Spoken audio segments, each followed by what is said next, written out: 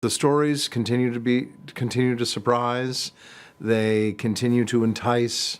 That the tone shifts and is fluid. Sometimes the show is funny. Sometimes it's very intense. Sometimes it's very emotional. Sometimes it's ruthless, and sometimes it's horrific. And sometimes it's all of that sort of mixed up together into one thing. I think it also is that the show has never had a real paradigm. You know, there's never been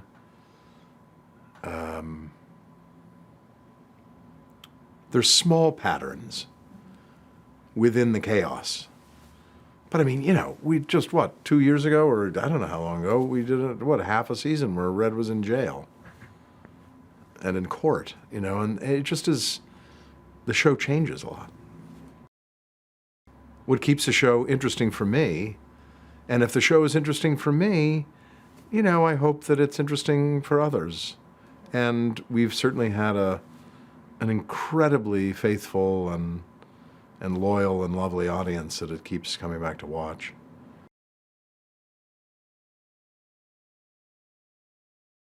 I can't speak to now, but, you know, television has been evolving and changing over the years since our show started. And I think our show started, at least, as sort of something that was unique, at least for broadcast television, you know. It's a strange show, you know.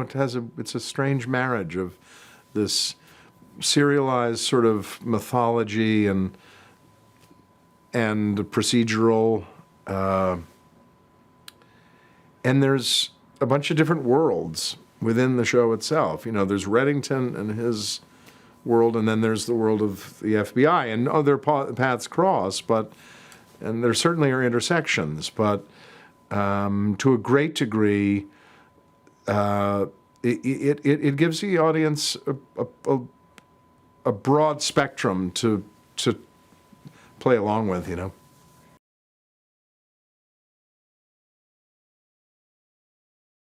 The relationship between Reddington and Elizabeth Keene has changed and been so mercurial, you know, throughout the history of the show. And there have been so many hills and valleys, and then moments of calm between them. And then they've been driven apart and then back together, and so on. There's no question that in this season there's been a lot of shifts depending on who her allegiances have been with, and that has played out this season a lot. But, you know, like many things on our show, a lot is driven by misinterpretation. Not only for the characters, but sometimes for our audience. We've had arcs in our show that sometimes have gone, that have lengthy sort of arc in the show, story arc in a show where it's driven by the fact that someone felt they knew about something, they were simply wrong about it. Or they just had a misunderstanding about, you know. This season really has a concentration of sort of misinterpretation. And it certainly comes crashing into a climax, you know, due to that.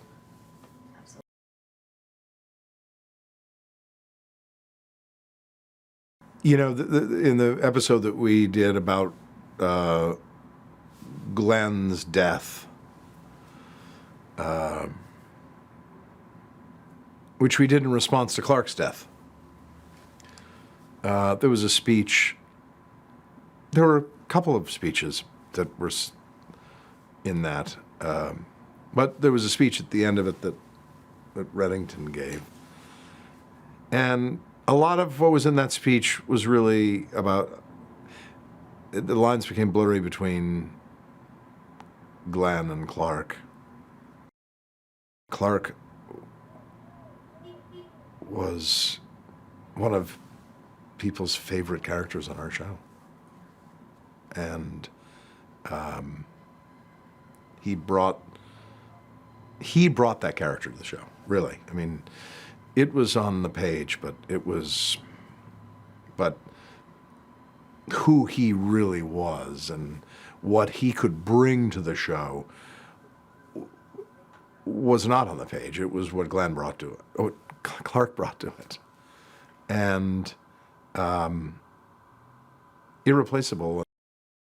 He was a very, very special character to the show, and Clark made that character live.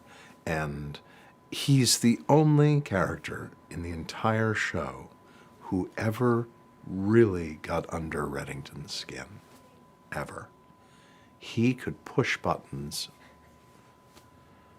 like no one else has ever in the entire show. It's really the only times that you would see Reddington really get angry was in dealing with Glenn.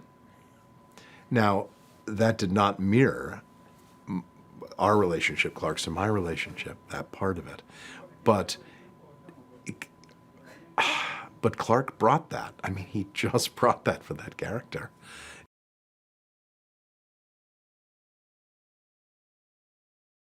She's so lovely. We met her in person for the first time on that episode. I think that was the first time. Yes, I think it was. In the episode about Glenn's death, we met his mother, and everybody just thought she was so fantastic. And I did one scene with her and called up, we had several in the episode, but I did the first scene with her, and I called up the writers and I said, we have got to find a way to bring Glenn's mother into the show with us. And so Glenn lives on.